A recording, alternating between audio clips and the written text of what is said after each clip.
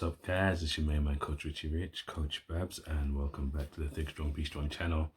If you're new, please hit the like and subscribe button.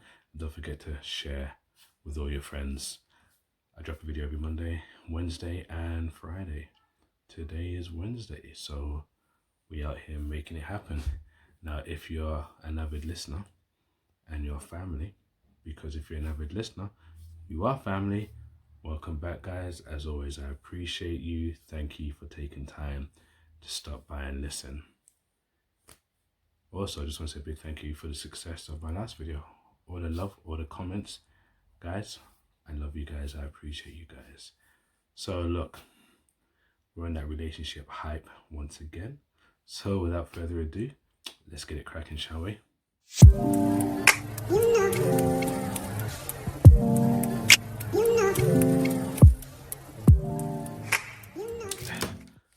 Yo, what's up, guys? So we are on that relationship hype today. So check it. Tell me if you've heard this before. Tell me if you've had this scenario before. You're chatting to a girl, a guy, things seem to be going okay. You've been out a few times. You've gone on a couple of dates. You've spent nights around each other, you know.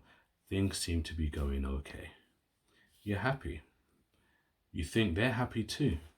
And then you get the text message and it starts with, "We need to talk."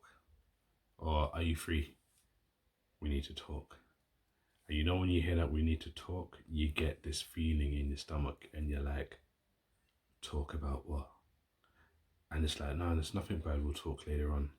But for that whole day, you thinking, talk about what? And no, you can't concentrate on work and you can't concentrate on certain things. And then when the time comes to have the conversation, you hear these words, "I don't think it's working out. I think we need a break." Or the best line, which is what we're going to talk about today, "It's not you, it's me." And then shortly after the back and forth of that conversation, what you thought was going smoothly and going okay, and you thought finally now you've met somebody who likes you for you and you don't have to be anybody else, and finally you found someone that you could probably settle down and chill with, it feels like it's all been pulled from beneath your feet and you landed right on your head and you feel like crap. You probably want to cry. You call your girlfriend or you call your boys or you tell them what time it is and you feel like shit. And then you probably say what I used to say back in the day is, "I don't deserve love. I don't deserve to be in a relationship. Why does it always happen to me?" Or, "Silly me for letting my guard down." That statement, "It's not you, it's me," there's so much stuff, stigmata around it. There's memes made on it. It's always seen as a negative thing. And even for a period in my life when it happened to me, and it has happened to me, I always thought, yeah, right, when you say it's not me, it's you, you start thinking, well, when they say it's not you, it's me, you start thinking, no, it must be me. Do you know what I mean? And you take it personal and you start thinking it is you and you start criticizing yourself and, you know, you beat yourself up. Now, look, I'm not going to go through every single excuse or reason behind "it's not you, it's me," because if we do that, we'll be here forever, because there are loads of unknown reasons or reasons that you've probably experienced that I've not experienced that we could go through. But I'm going to say some of the common ones, which, you know, the ones that we are aware of. So number one reason is possibly maybe you're not what they're looking for. They have had time to look at everything and think about the relationship as it is, or where you think it's moving smoothly and it's going great. They're probably thinking there are some areas where they just think there may be some problems in the future and they don't really want to talk about it because they've made up their mind. So to let you down gently, they say it's not you, it's them, because they have a different expectation and they don't think you're going to meet it. Okay, and they don't want to put it on you, say it's your fault. It's probably they're putting it on them to feel like maybe they feel bad for leading you on to a point thinking it could be more, but it's not. So that's one. Number two, maybe it is actually you, but not you in a bad way. Maybe you're looking for a long-term relationship and they've realized that maybe they're not ready for a long-term relationship and they want something short-term. And you know, you're talking long-term and you're talking like you loved up and everything, and they just ain't feeling it like that. And they don't want to hurt your feelings and say they just want to keep it casual and force you to do something that you don't want to do because you know you that's not what you're feeling. So they rather just let it, you know, break it to you that way. So you know, that's one way it could be you. Another thing is maybe they're not ready for a relationship in the first place and they thought they were, but now they've seen how much you're investing in it and they feel like they can't do that now because maybe they're not ready to take that step. You know, they could have been coming from a breakup and then they've just jumped into a relationship real early. Or maybe they've come from a situation where they weren't really looking for nobody and then along came you and you just made them, for that moment, forget that they're still healing. Maybe they just don't like you. They thought they did, but actually they're not feeling you like that. Maybe they're only feeling you as a friend, you know? And there are a few other ones, but you know, these are just the ones. These are some of the ones that I experienced as well, you know. Some of them weren't really a great feeling at the time. Some of them I just brushed it off. And you know, the older I get, I just like, whatever. And here's the thing. When you're receiving that kind of that line, it's not you, it's me, there's going to be a whole bunch of emotions that are going to go through. And let's not front, let's not trip.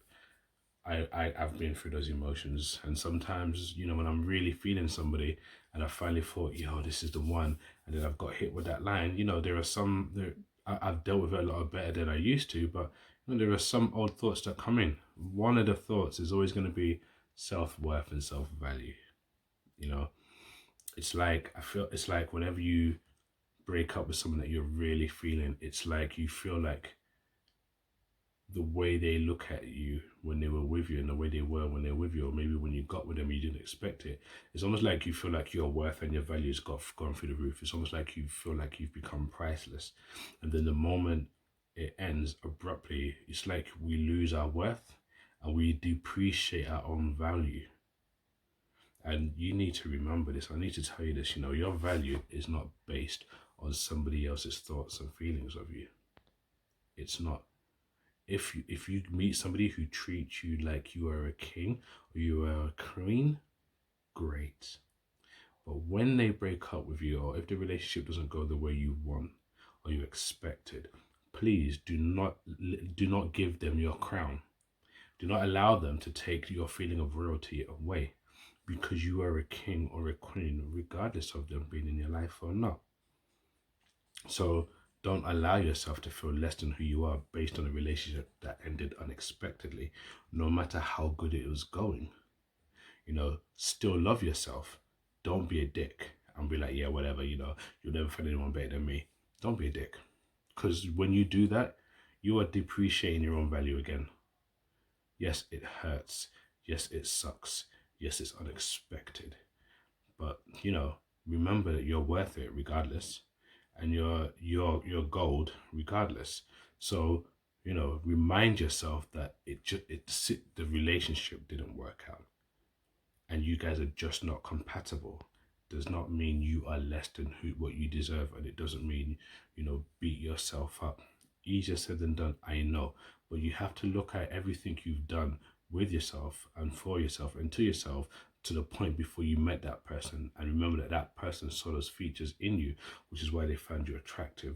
So when they leave you, it doesn't mean that those features they found in you are not attractive. It just probably means you're both not compatible, which means there is another person out there who is compatible for you. Another thing we tend to do is just switch off from dating altogether and be like, well, fuck it, I've been hurt, I'm not allowing myself to go down this journey again. Yes, we all do it. I've done it before. We build up walls and then say we're looking for the right one. You see, you can't meet the right one if you have a brick wall in front of you. How are you going to see over it? How are you going to see through it? You can't. You can only hear them. You can only hear a voice. And some people's walls are so dense and so thick, you can't even hear anything. So the thing is, it's not for you to build barriers, because barriers prevent things from getting out and things from getting in. Have boundaries, yes, like tape, to let people know what you can and can't cross. But don't switch up from the dating world because one person who you thought was the one didn't say you were the one. There are plenty of other ones out there for you who will see you in the way you want to be seen, and they will love you and appreciate you in the way you want to be loved and appreciated. So don't just bank on that one person.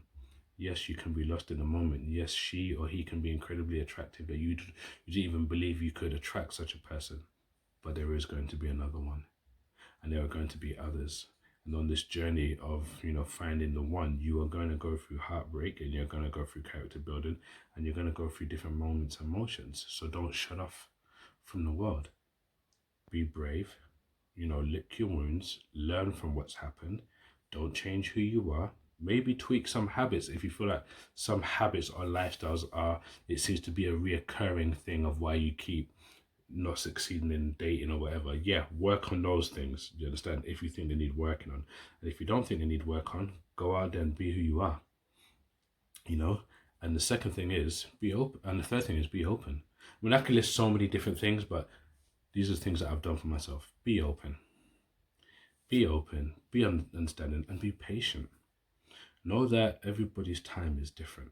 And in the time that you're waiting, keep working on yourself and keep developing yourself and keep strengthening yourself and keep, working on being yourself and accepting yourself, so that when the one comes along, you're ready, or you're ready as you need to be in that time.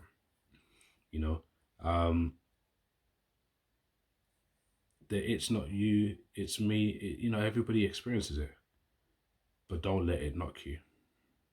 You're worthy, and you deserve happiness, and you deserve love, and you deserve to meet the one, and you will meet the one. In the meantime, take the knockbacks as character building moments. Take them as a step in your journey of looking for love, but don't take it as a reason to knock you off your pedestal or to knock you off your self-worth pedestal, because you're worth it. You just wasn't compatible with that person. That's all it is. And it's on them. It's not always on you. It's on them. They're doing that. Remember, they're on their own journey looking for the one, like you're on your journey looking for the one.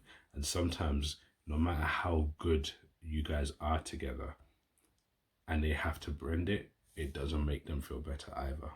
There are some of them out there who it makes them feel crap, that they want you to be the one, but unfortunately you're not, and they have to say that. So just like you're feeling crap, they're feeling crap too. Do you understand? So let's not make it worse for each other by beating each other up emotionally, and just understanding that it just didn't work and you're just not compatible. But there are, quote unquote, plenty more fish in the sea. You feel me?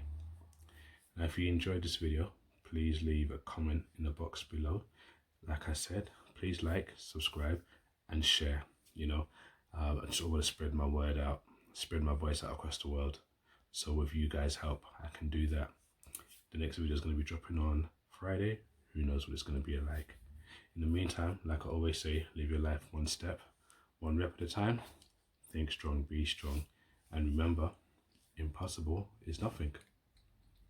Peace.